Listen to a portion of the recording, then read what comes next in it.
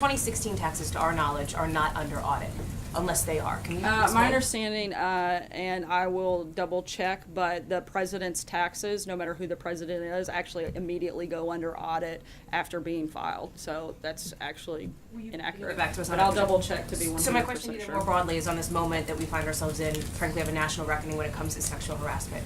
And so, again, a broad 30,000-foot way, does the president believe that he has a credible role in leading this conversation? And can you speak to the specific steps this White House has taken to make sure the women who work here feel like they are in a comfortable environment to talk about these things? I think that the president treats, certainly as a woman myself, I've never felt anything but treated with the highest level of respect and been empowered to do my job. And I think that that's what I've seen the president do day in and day out since we've been here and during the campaign. And so I think that's a pretty good start and a pretty good example on that front. Places are having sessions, they're having seminars. Are you guys doing that here? Are you talking about, in recent days, what people in this work environment can do? Are you taking There's certainly White House policies that we are reminded of, and I think all of us expect each person to live up and to meet those policies and to not cross a line that is not only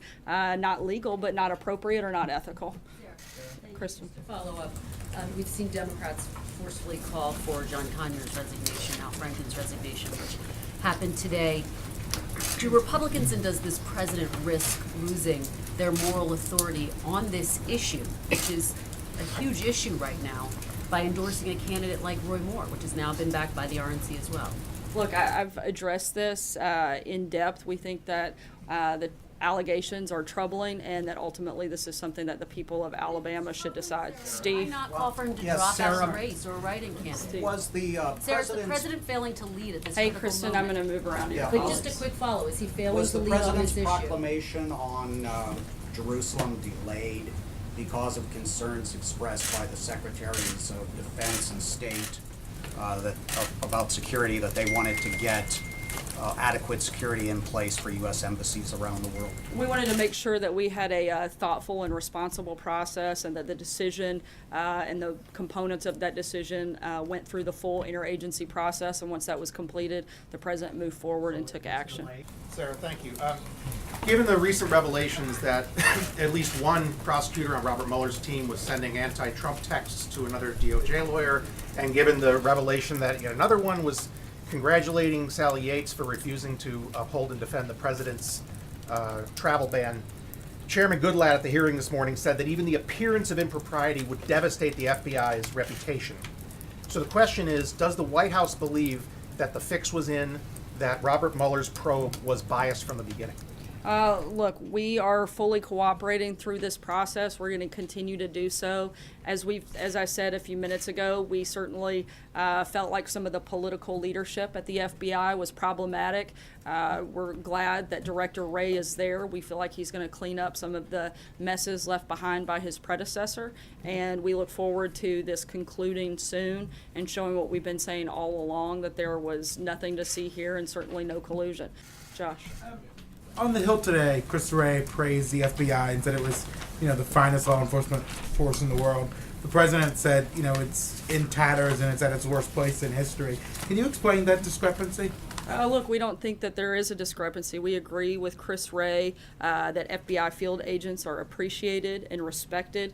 The president's issues are with the political leaders in the FBI under former Director Comey, particularly those that played politics with the Hillary Clinton email probe, and we don't see a discrepancy beyond that. When he undermines... Sorry, I'm going to hop around because That's we're one tight question. on If time. he undermines the FBI and says it's in tatters, does the White House fear that, that could create ramifications, that people won't trust law enforcement, that people will say, No, and again, why should we interact with the FBI when it's in tatters? No, and again, the president's referring to the political leaders at the FBI, particularly those that were involved in the Hillary Clinton probe. Blake.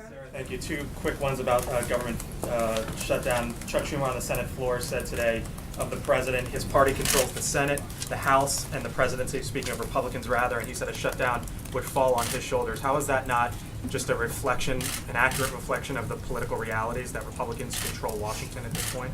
Look, they may control Washington, but this still takes some Democrats to be engaged in the process. And we hope, frankly, that Democrats will play by the Schumer rule and not hold this bill hostage by playing partisan politics, and that they'll come to the table, help fund our defense department, help fund our military, help fund Veterans Affairs. John? You want a clean CR.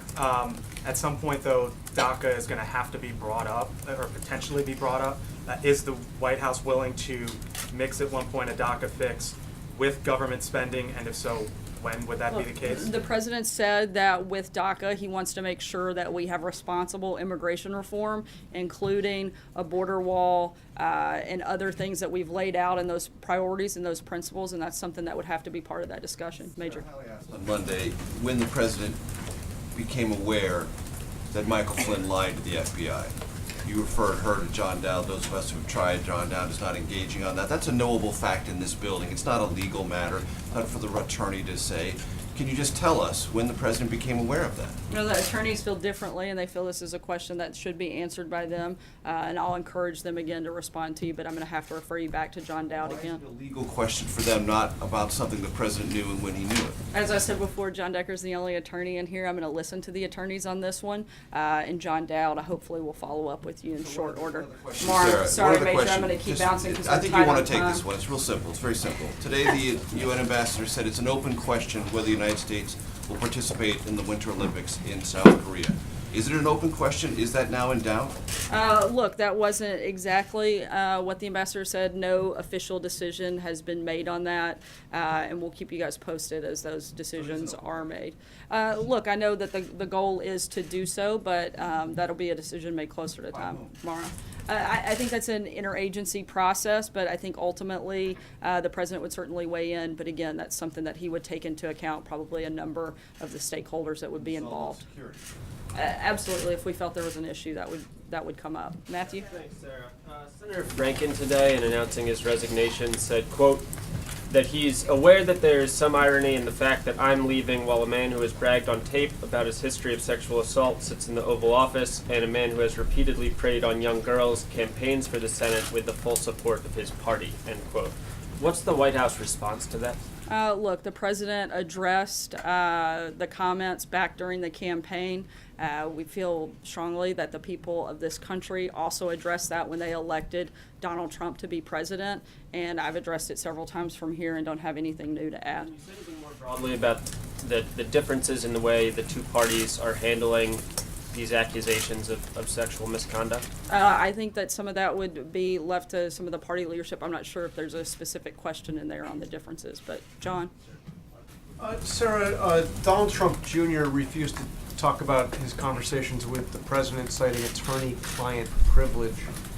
Would the president release him from any such privilege and allow him to speak to the committee? That's a question you would have to ask his attorneys. We believe that his lawyers had a legitimate reason and basis for not answering those questions, but that's something I would direct you to his attorneys to address more fully. Matthew? Can you explain to me how it could be attorney-client privilege when neither Donald Trump Jr. nor President Trump are attorneys? Again, that's something that you would have to talk with Don Jr.'s attorneys about. That's not something I'm going to be able to comment from here.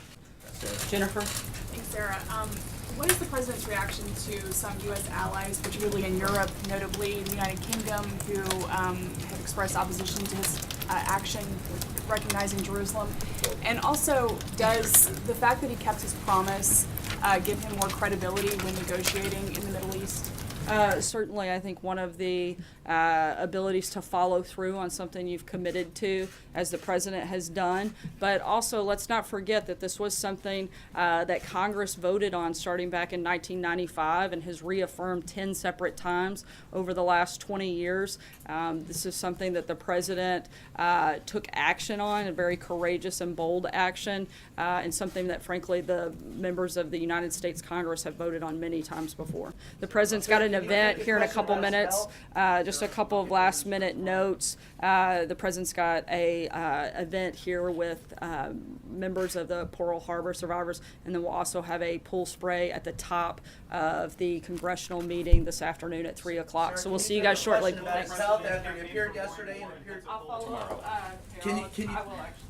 Just on his health. How he carried I'll break the rules and I'll come back. I know that there were a lot of questions on that. Frankly, pretty ridiculous questions. The president's throat was dry, nothing more than that. He does have a physical scheduled for the first part of next year. The full